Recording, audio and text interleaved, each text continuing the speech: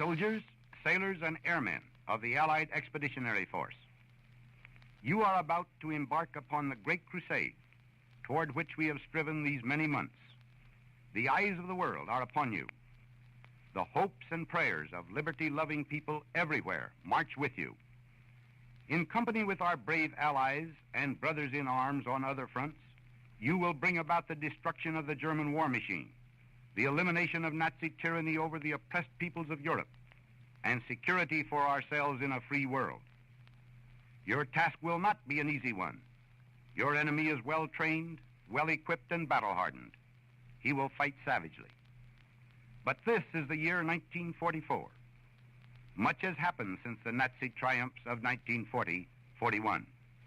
The United Nations have inflicted upon the Germans great defeats in open battle, man to man. Our air offensive has seriously reduced their strength in the air and their capacity to wage war on the ground. Our home fronts have given us an overwhelming superiority in weapons and munitions of war, and placed at our disposal great reserves of trained fighting men. The tide has turned. The free men of the world are marching together to victory. I have full confidence in your courage, devotion to duty, and skill in battle. We will accept nothing less than full victory. Good luck, and let us all beseech the blessing of Almighty God upon this great and noble undertaking. After you've gone and left me crying, after you've gone, there's no denying you feel blue, you feel sad, you'll miss the dearest pal you ever had. There'll come a time, now don't forget it, there'll come a time when you'll regret it. Someday, when you grow lonely, your heart will break like mine and you'll want me only. After you've gone, after you've gone away.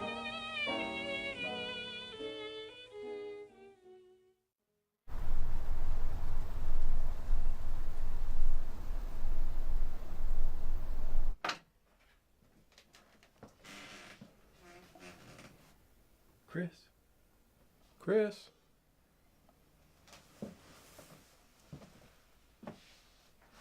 Chris? Oh, Jesus Christ, Dad. What's wrong with you, man? It's afternoon. What are you doing? School's finished.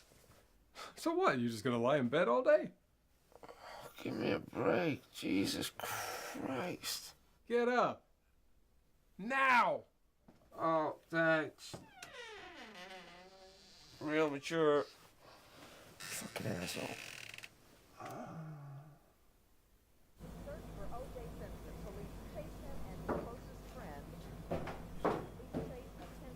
Hi, sweetheart. Do you want something to eat? I'm good, thanks. All right, what? It's almost 1 o'clock. You okay with him sleeping in so late? Richard, just don't start. Don't start. Mm-hmm. He's been out of school over a week now. All he does is hang around the house, play video games, and hang out with his friends. I thought you were going to go down to the recruitment office and enlist. Can I take some time to think about it first? What was there to think about? I thought you wanted to join the army. He's right, you know. Okay? There's no rush. You're taking his side now. Why do there have to be any sides?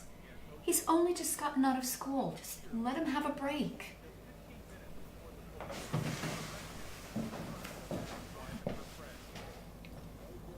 So, what's your plan, Chris? You step up and take some responsibility. Help your mom and I out. Go get a part-time job. Start paying some bills around here. I've been looking. Yeah, not hard enough. Dad, give me a break.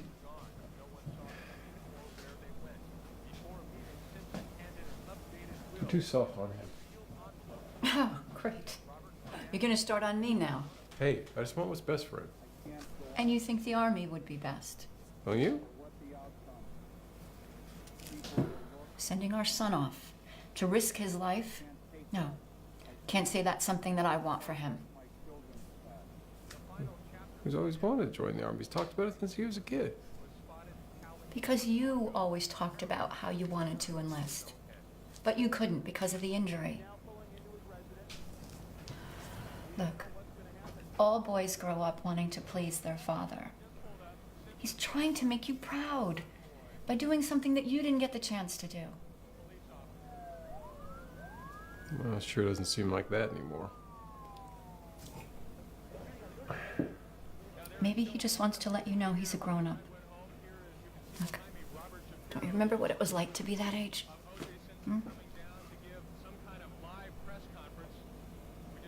Yeah, I was dumb as a box of rocks. You were. God, Karen, you know, it's an important time in his life, you know? Feel like if we don't give him some kind of nudge, he's just gonna spend years being a bum.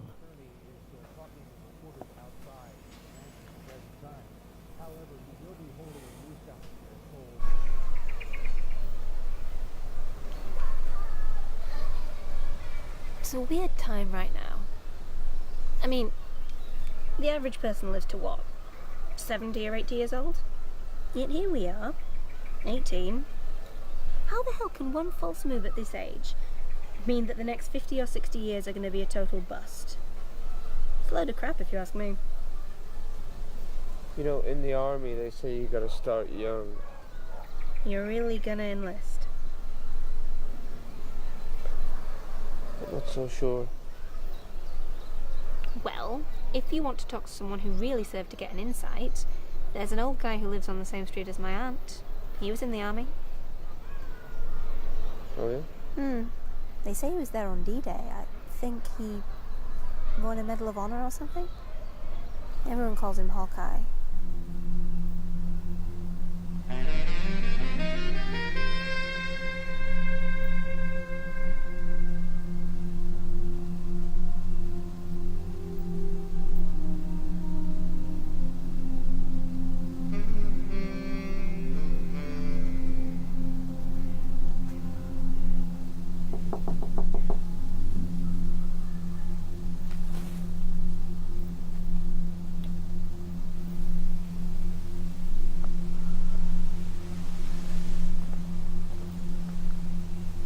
Hey, old timer.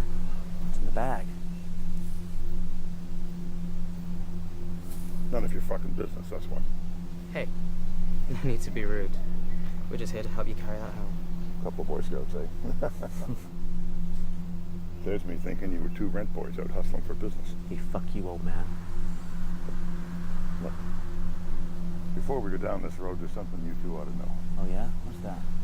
I'm mean, nasty, too old to take your shit. Look at the mouth on grams. Yeah, you've been fun. Almost a pity to have to rob your ass.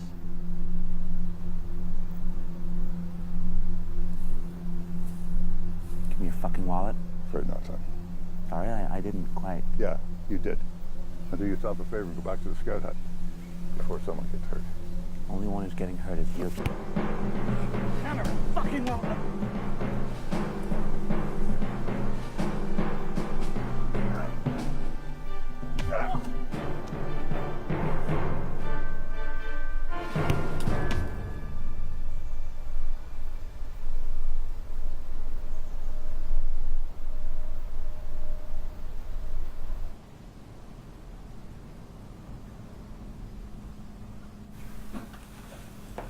Thanks.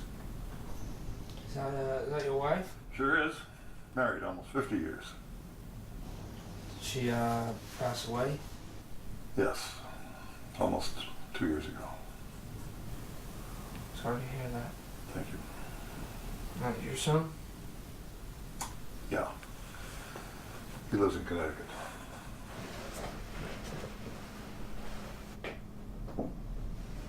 So are you gonna call the cops or? Why? those two guys, they should be in jail. Cops don't give a shit about what happens in this neighborhood. And they sure as hell don't give a shit about a broken down old thug like me. So tell me something, kid. What are you doing here today? I think I could learn a lot from you. And what do I get out of the deal? Well, what do you want? Hey, did you see that yard? Sure. Yeah, a real shithole, isn't it? I guess. Oh. 0800 tomorrow. I want you to start mowing that lawn. When you're done with that, I'll tell you what you want to know.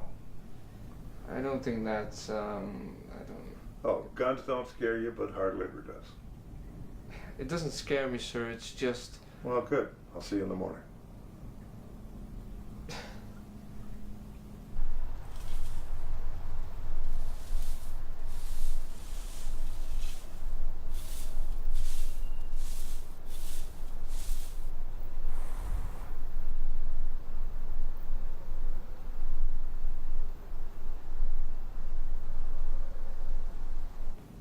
When did you first join the Army?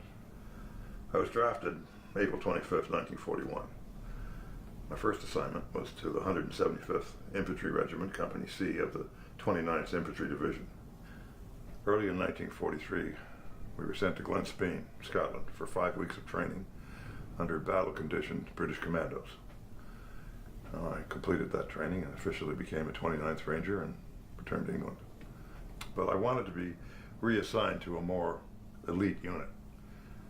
So I volunteered to become a paratrooper with the 101st Airborne Division. The buck sergeant of the 1st Demolition Section had heard that I'd trained as a commando and had been a member of the 29th Rangers, so he arranged to have me assigned to them. Together we became known as the Filthy 13. Our journey began when we were stationed at a training camp in Essex, England, in the weeks leading up to D-Day.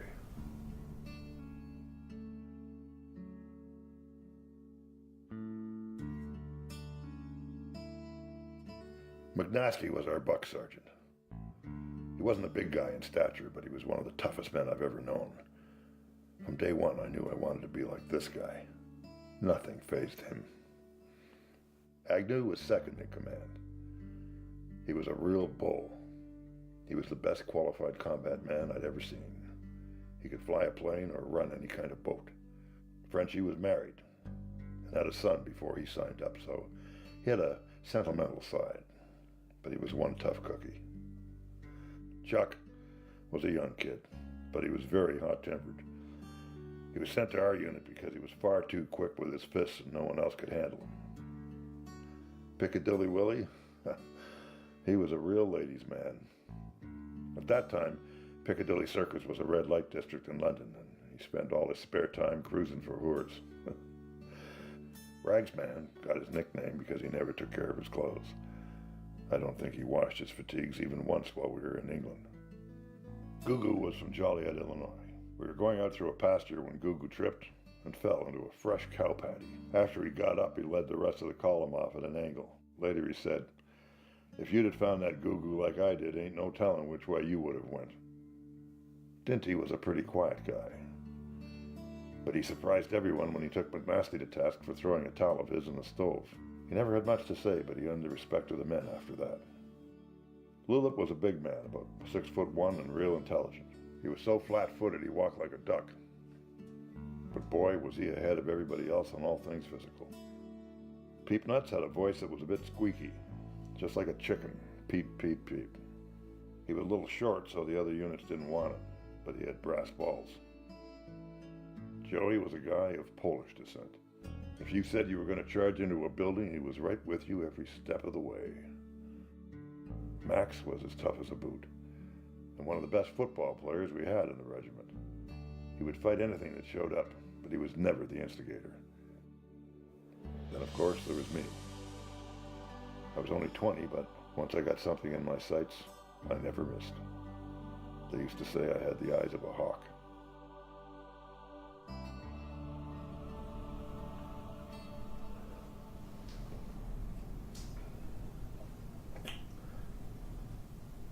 I think you should be getting home. Okay, sure. But we can talk again, right? Sure. How about tomorrow? All right. Bring a set of shears. Cheers?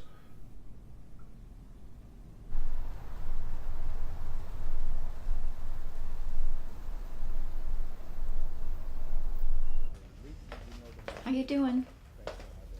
Good, thanks. Thought you might like some cookies. Thank you. So, had you had any more thoughts about what you want to do now that school's over? I'm still mulling things over, you know? Yeah. Look, I know it must seem like there's a lot of pressure right now to make a decision, but just remember this. Some of the most successful people, they didn't know what they wanted to do when they were your age. And some people, they don't figure it out until much later in life. I don't think Dad would agree with you on that one. Yeah. Well, Dad, he's worried. You know, he sees a lot of kids lose focus after they leave school. It's hard to find a job. You know, some become disillusioned and they get into trouble. You know, he doesn't want that to happen to you. It won't. I know. But you know, if you want to find out what the best path in life is, there's really only one thing you need to figure out. And what's that? It's that one thing you feel the most passionate about. You know? The one thing that just means the most to you. Because once you know that, you know, everything becomes clear. I'm sure I'll figure it out eventually. Yeah, you will. Don't worry. See you later. Thanks, Mom. Yep.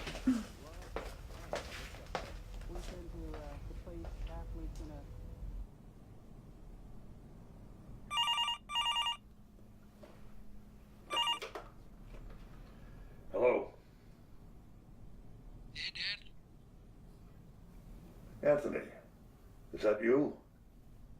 Yeah. I haven't heard from you in a while. Yeah, sorry about that.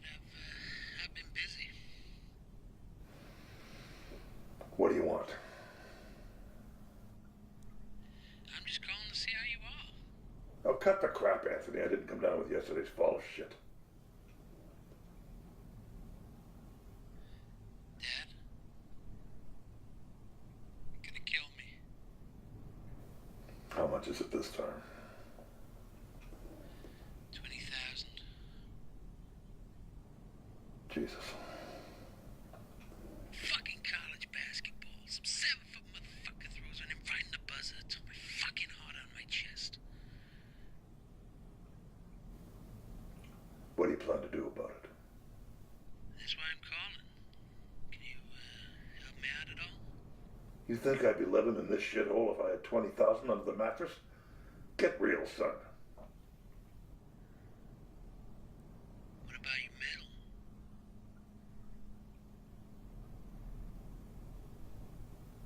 My medal? Bet we could get a lot of money for that. Dad? Hello?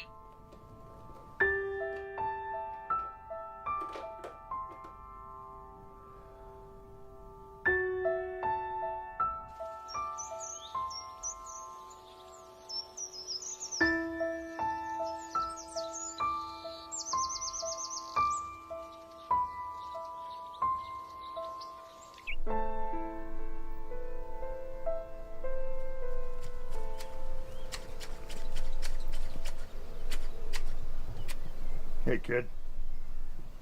Take a load off. Have a drink.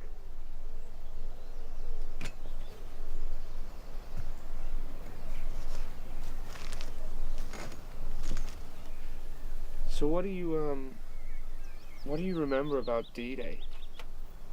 The silences. Silences?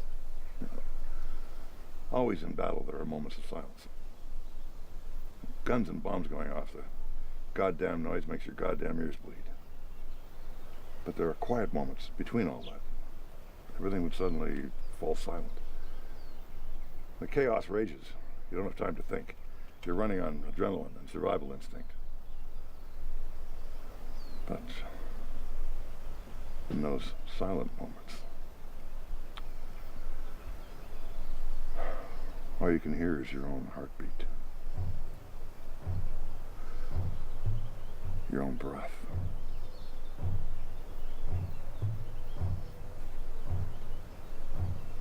It's in those moments when you have time to think about what's really at stake.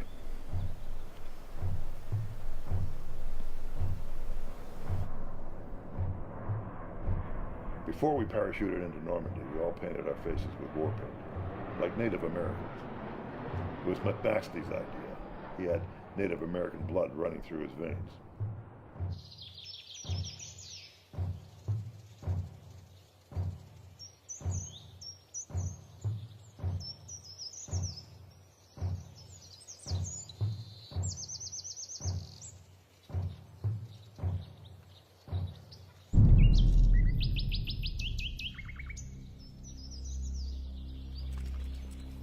Take cover, boys. Cracks are coming.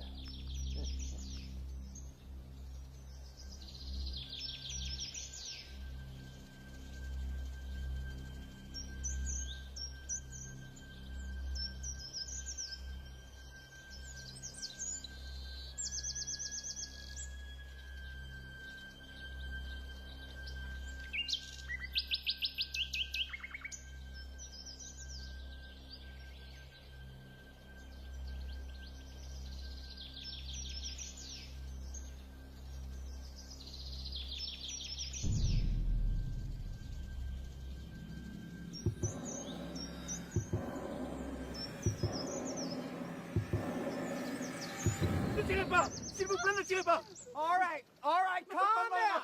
Calm down. We're Americans. You speak English? Yes, yes. Where'd you come from? The Nazis, they destroyed our village. They killed my wife.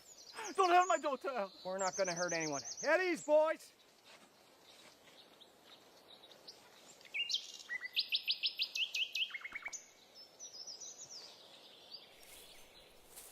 Aggie.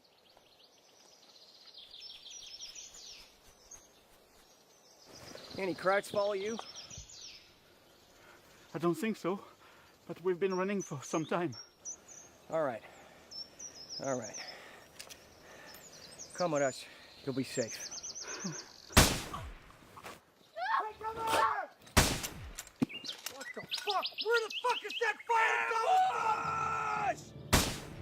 It's up there! Stupid! Fucker! It's up there! Frenchie! Run the fucking tree! Taking fire! Motherfucker! Up in the tree! Take him out! Take him out! Fuck!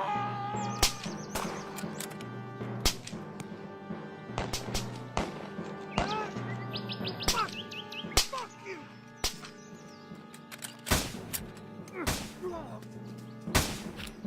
Mac, get up here! Mac, get up! Fuck it!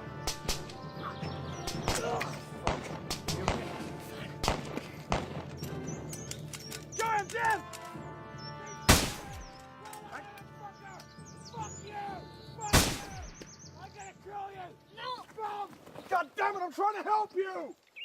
Papa! Papa! Non! Papa, réveille-toi! Réveille-toi!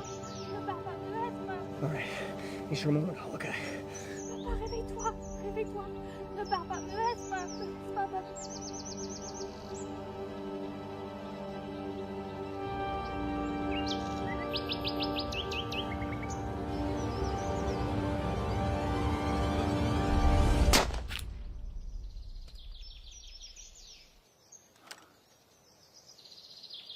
Papa, réveille-toi! Réveille-toi, j'ai besoin de toi, papa! Oh. Can anybody help, please? He's gone, honey. He's gone. Can anybody help, please?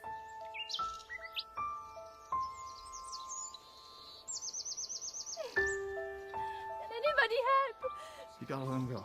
No, no, no, no, no, no, no, no, no, no! Let him go. You gotta let him go. Come on. Let him go. There's nothing you can do.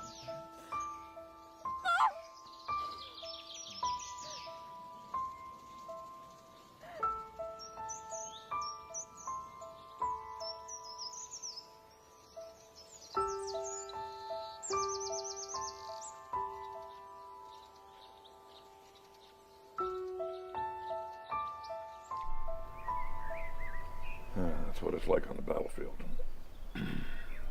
Everything can change in a moment.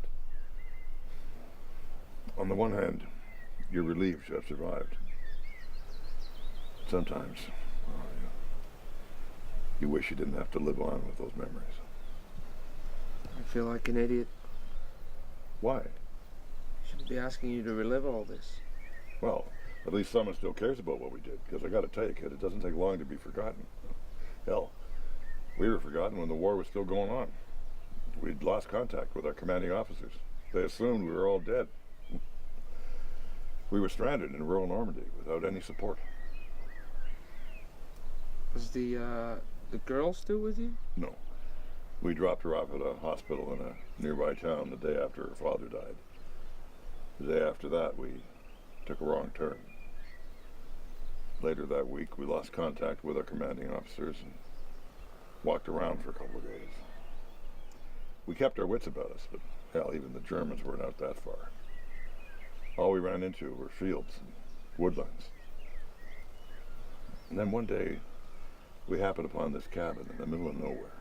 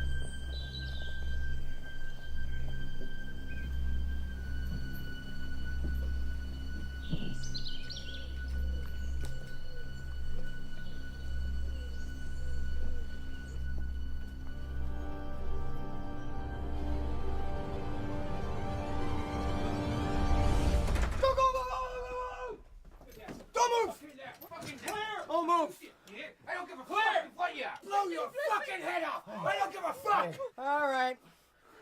You speak English? Yes. What's your name? Arthur. This is my wife Andrea. And these are our children, Raphael and Marianne. Family name? Dubois. You all French born and bred? Yes. I was born in Paris and my wife in Strasbourg. We settled there in Normandy after marrying. Our children were born here. All right. Frenchie, do a sweep upstairs. Make sure there's no unwanted house guests here. You got it. I think all the unwanted guests are right there. Hey! Let's keep it friendly here.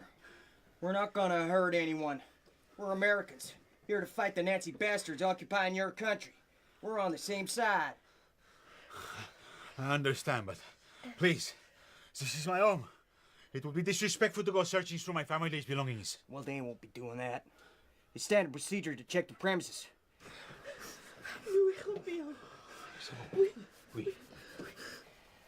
Aggie, Hawkeye, do another sweep around here. Sir.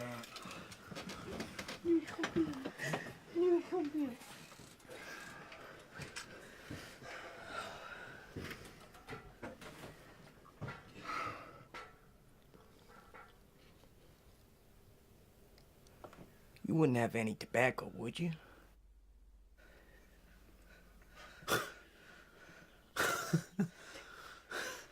No. I do not smoke, no.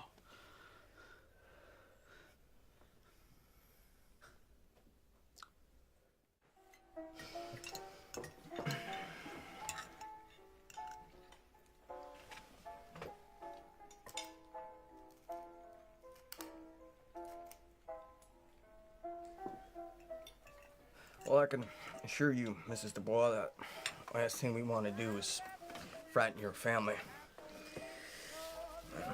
Me and my boys been walking here for days, and we haven't had any food or water, so this meal is very much appreciated. And then after the meal you will leave? Of course.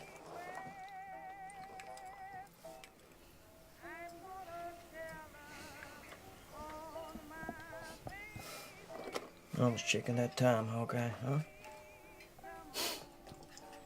No, this is the best damn food I ever tasted. You fucking moron. You know, apart from some gone off half of a can of cheese, this is the only fucking food that we've had in a week. Of course it's the best fucking thing you've ever eaten. Fuck you, Willie. No, fuck you, you fuck.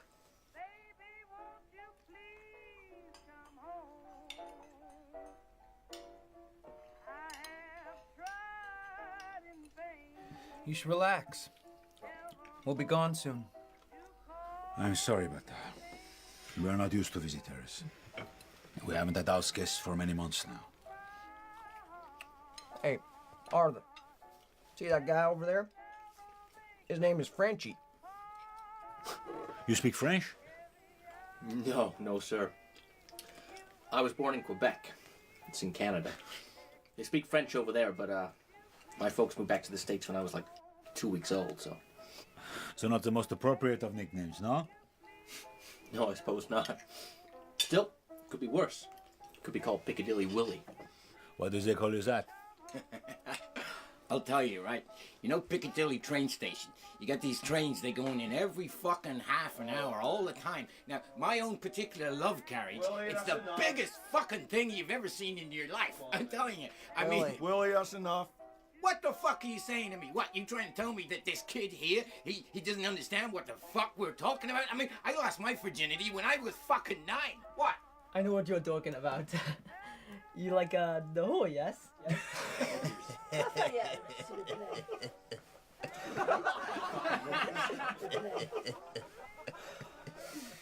Smart kid you got there, Arthur. You should mind his manners.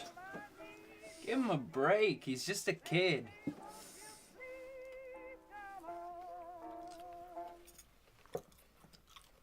It's a nice painting. It's a copy, so not worth much. It's called The Lady in the Field. Not very imaginative. This looks like a say what you see title. If it was an original, it would be worth a lot of money. Monet is a very famous artist. I never heard of him. Someone said the same thing to me yesterday. I guess not everyone has an eye for art.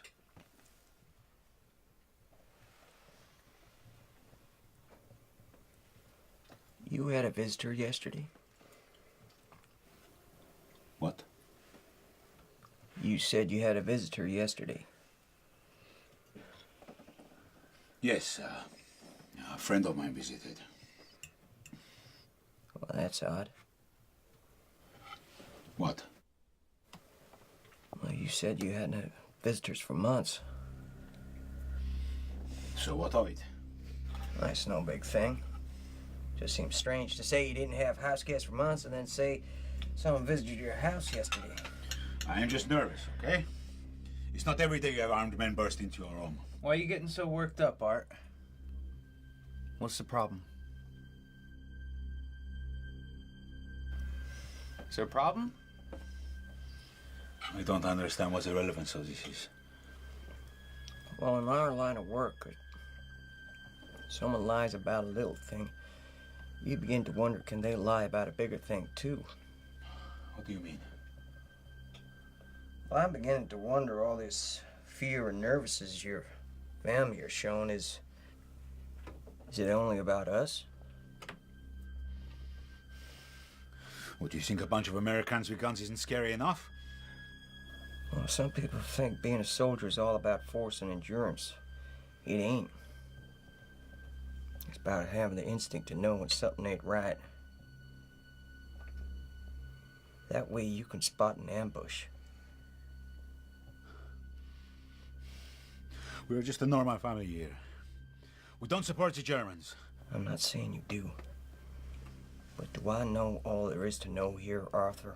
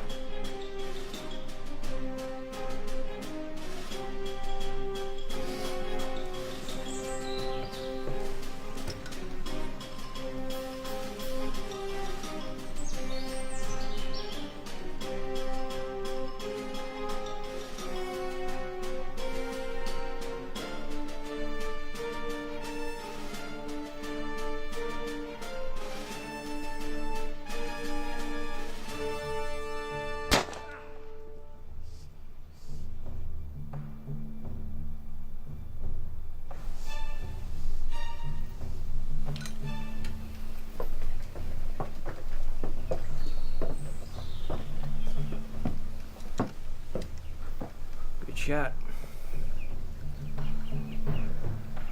Let's finish him off.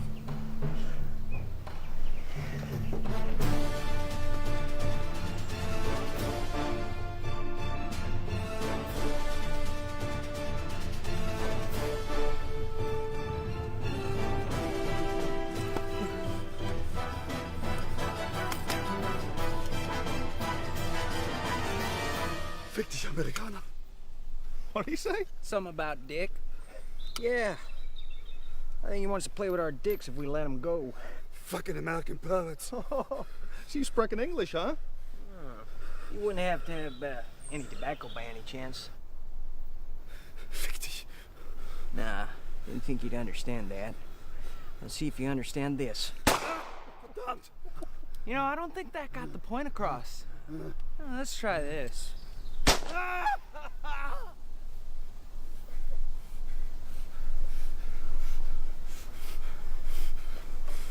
Want me to put him out of his misery? Yeah.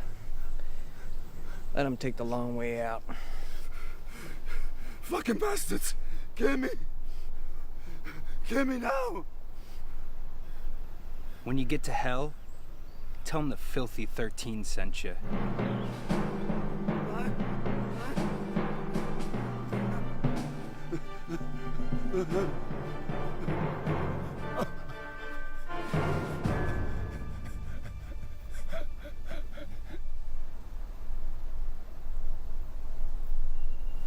We lost so many.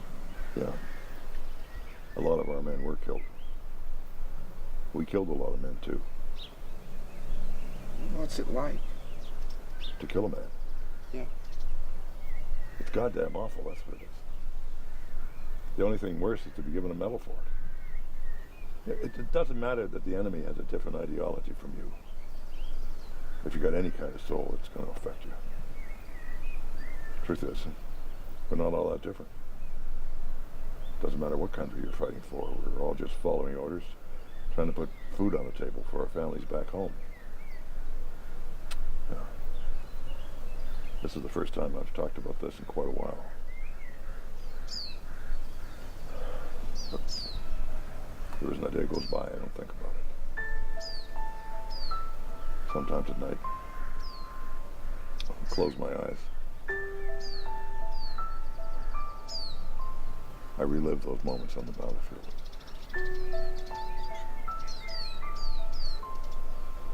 They haunt me.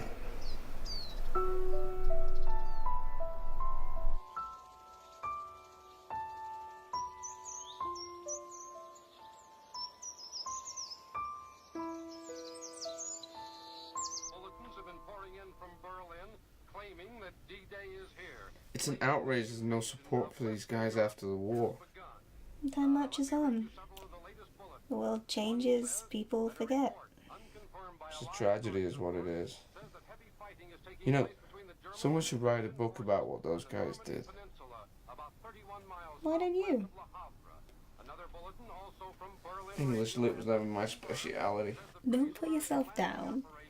I read some of those stories you wrote when you were a kid. They were really descriptive. That was years ago. How did you read those? Your mother showed me. She kept them all. She's got like a whole box of short stories you scribbled down. I never even knew she kept those. Maybe you should read them again. Might inspire you. They might remind you of who you were before the world told you who you should be. That's pretty deep.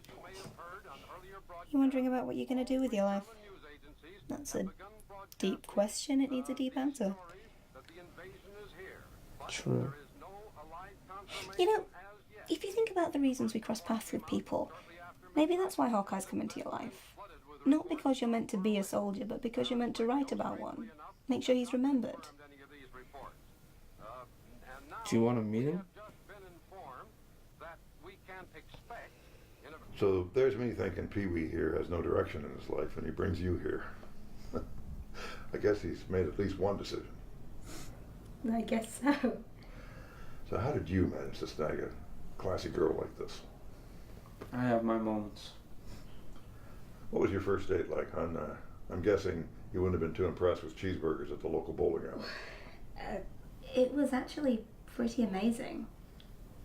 I love stars, but in the city, bright ones are hard to find. Chris knew there'd be load shedding in his friend's area. You know, where the government cuts electricity in scheduled districts to conserve energy. Right. So, Chris set up a date on his friend's roof in one of those areas. He laid blankets, bought champagne, and my favourite flowers. After about 10 minutes, the power was cut and the sky lit up. And we spent the whole night drinking champagne and stargazing. He knew my brother, Alan, had died the year before. And I also told him I believe people become stars when they die. And at the end of the date, Chris pointed out a star and told me he'd registered it online as Alan, named after my brother. He gave me a certificate and everything. It was all official. Pretty thoughtful of you there, kid. I'll give you that. I'm sorry to hear about your brother. Thank you. I lost my wife Teresa a couple of years back. Our first date was not as spectacular as that. I just took her to a dance. That's how people courted each other back in '41. Now the setting wasn't spectacular, but boy, was she a spectacular woman. All Teresa had to do was smile at me. Everything in life made sense. She wrote to me every day while I was away. Throughout the training, throughout the war. I didn't get all the letters, of course, but still, she wrote. Did you marry before the war or after? After, 49. Best decision I ever made. I bet she didn't want you to fight, did she? No, she didn't. But she knew it was something I had to do. It's the way I was made. So she accepted it. Chris said you received a medal for what you did during war. Medal of Honor. It's the highest award the United States can give its military personnel. Would you like to see it? Of course.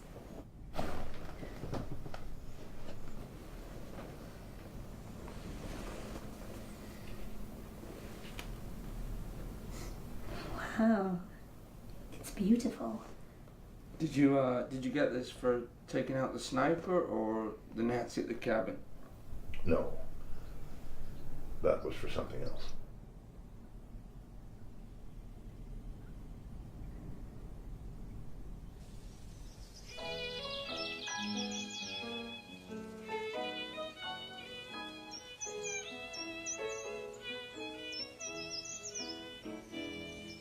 After you've gone and left me crying, after you've gone, there's no denying you feel blue, you feel sad, you'll miss the dearest pal you ever had.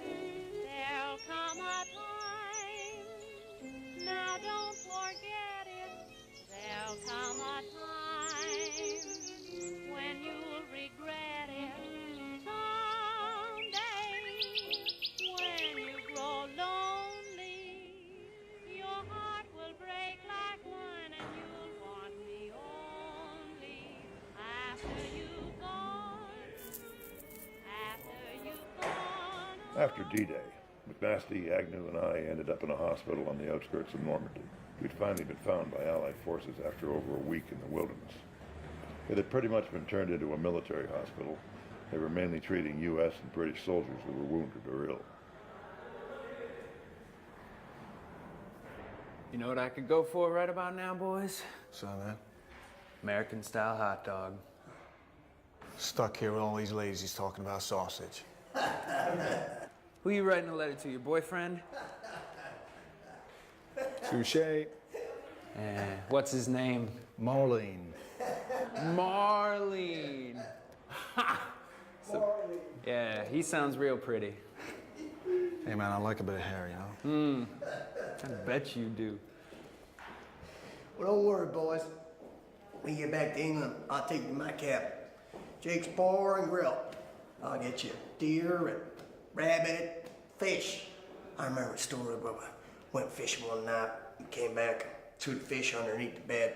Lord Willis's estate. Just come in the door, and who's knocking at the door? Only Leach. Fucking hate that guy. That major asshole. He went from sergeant to major asshole. Because they always promote the assholes. Yeah. Damn right, damn right. Anyway, Leach is shouting at me and his McNeese, have you been stealing fish? I says, oh, no, sir, no, sir. Meantime, all the fish are flopping and flapping underneath the bed, having a goddamn orgy. And I'm standing there, no, sir, we ain't going fishing. Did he catch you? No, he's left. Said the place smelled like a city dump. Yeah. Beer and deer, boys. Beer and deer, man, amen. That sounds good.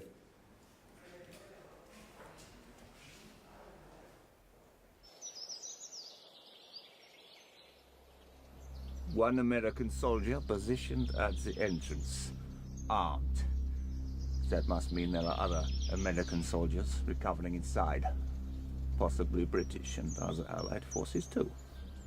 Should we call in an airstrike? There's been no radio response. We will have to take some ourselves.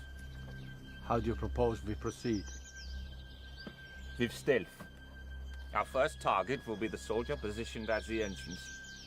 But we need to ensure we don't alert those inside to our presence. Guns are out of the question at this stage. We need to employ other means. Understood.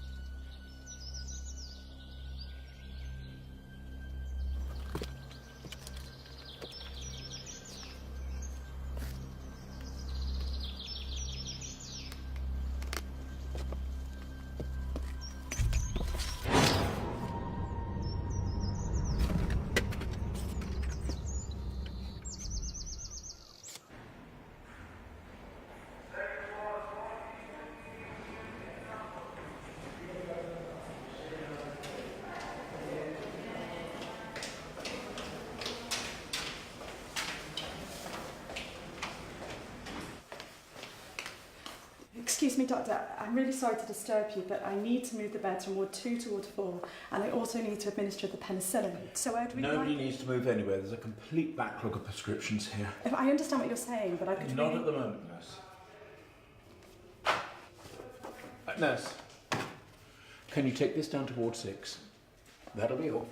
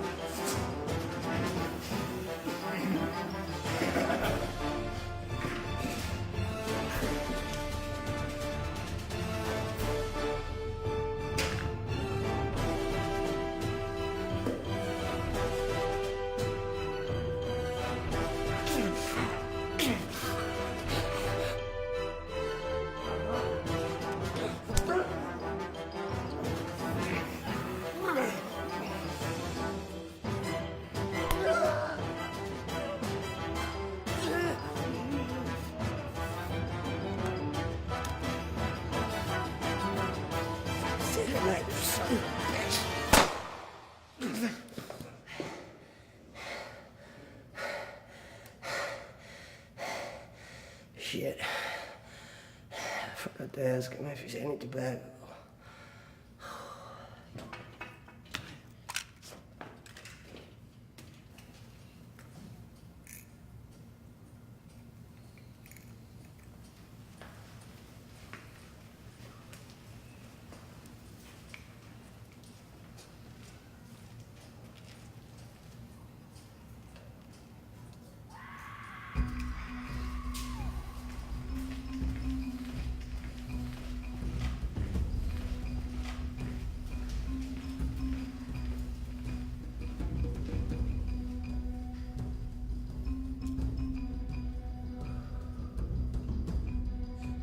Put the gun down. Fancy your chances of killing us both? Are you really that fast? Fuck. Even if you were fast enough to take us both out, how far could you really get? The Allies are all over this town. You're not gonna get far without running into one of them. Put the gun down, or I will kill her. Let the girl go. This isn't her war, this is ours. So let's settle it. You and me. Drop the fucking gun, I will kill her dead. Come on, let her go. And don't count to 3. If you don't throw your gun to the floor, I'll fucking kill her. 1.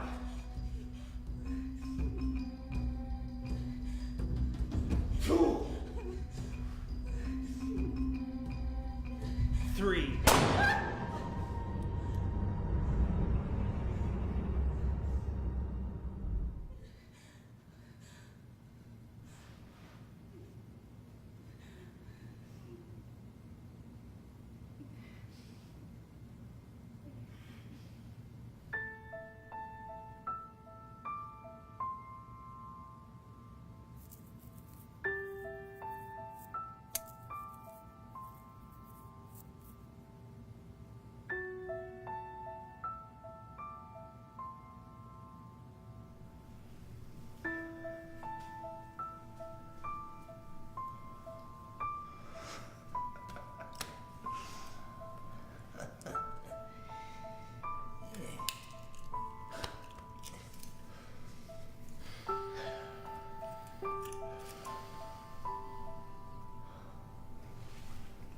Beer and deer, boys? Beer and deer. Yeah. Beer and deer.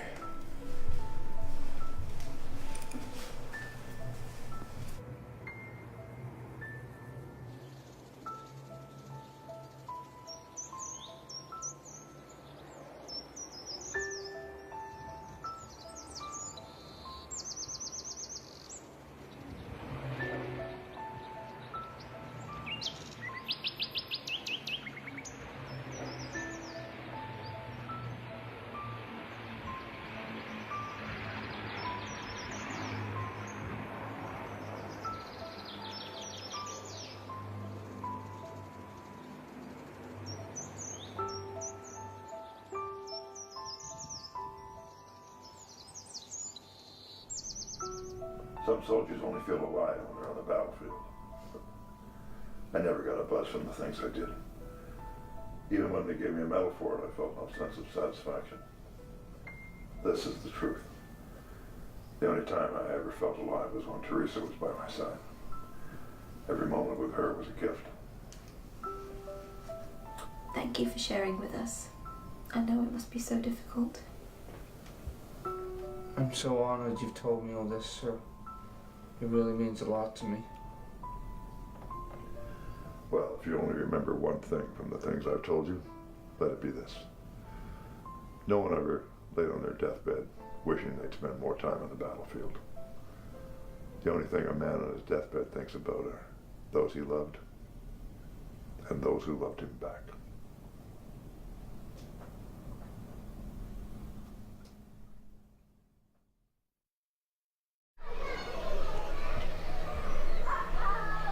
Hey. Hey. Heard you went down to the recruitment office. Yeah. How'd it go? Not so good, actually. Yeah, that's kind of what I figured. Listen, Dad. I'm sorry, okay, but I don't want to go in the army. It's okay to be scared. It's not that. There's another reason I don't want to do it. Which is? It's Jessica, Dad. I love her. Every moment we have together is like a gift, you know?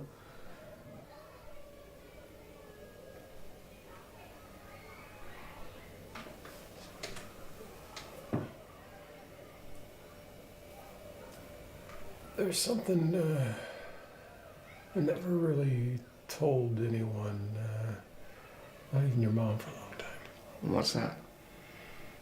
You know how I couldn't join the army because I had hurt my leg playing football? Sure.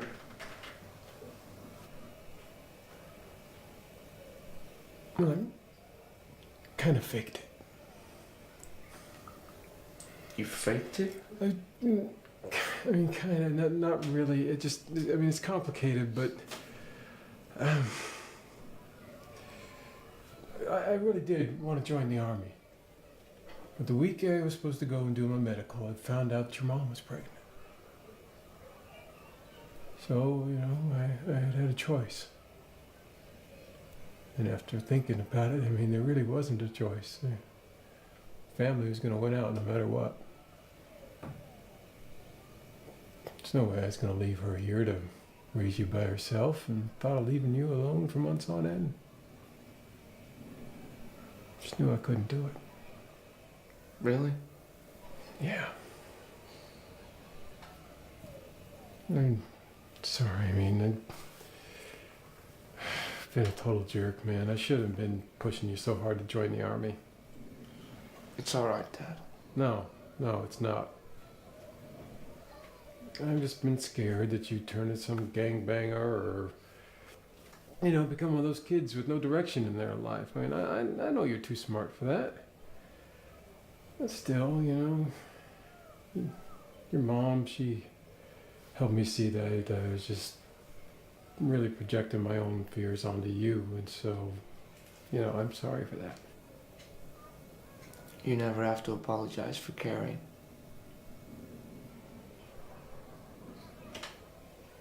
Take one small piece of advice from me, though. Of course. Being in love is great. And you and Jessica, you really meant to be together. Whatever hopes and dreams you have should really fit into your lives as a couple, you know? You know, I didn't really know what I wanted to do. But this past few weeks, it's become clear to me what I have to do.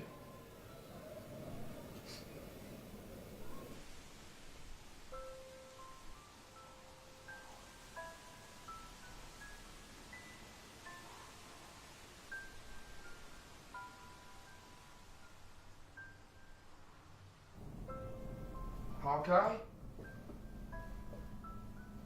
Hawkeye?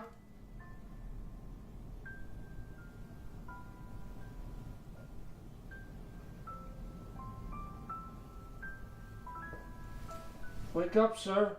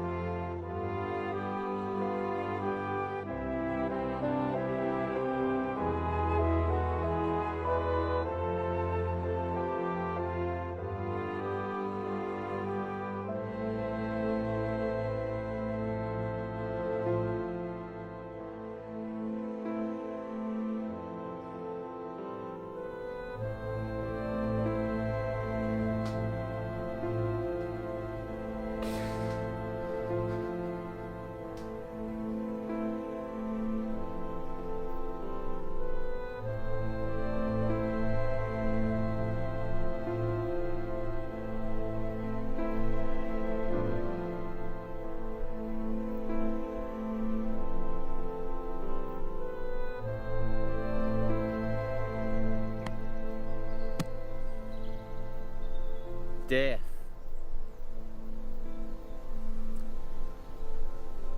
Death is the road. Life is the path. The soul is the guide. Now the brain thinks of death. The heart thinks of life. But the soul? The soul thinks of eternity.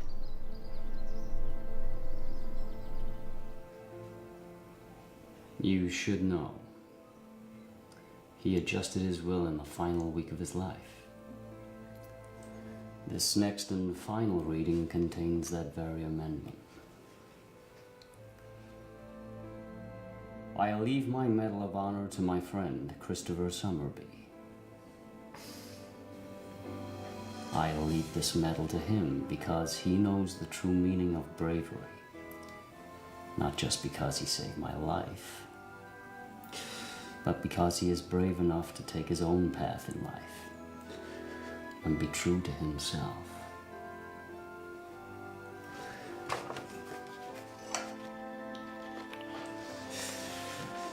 I'll give you a moment, Mr. Summerby. Thank you.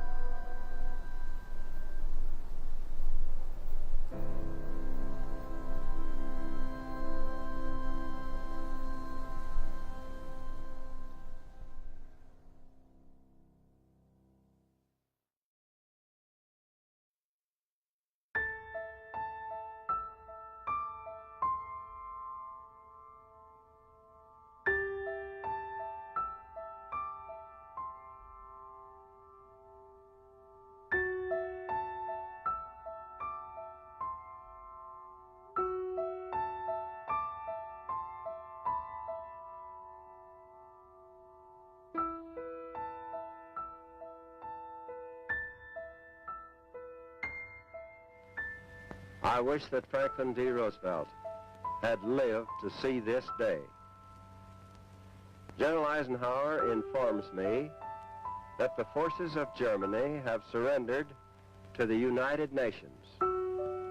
The flags of freedom fly all over Europe. For this victory, we join in offering our thanks to the Providence which has guided and sustained us through the dark days of adversity and into light.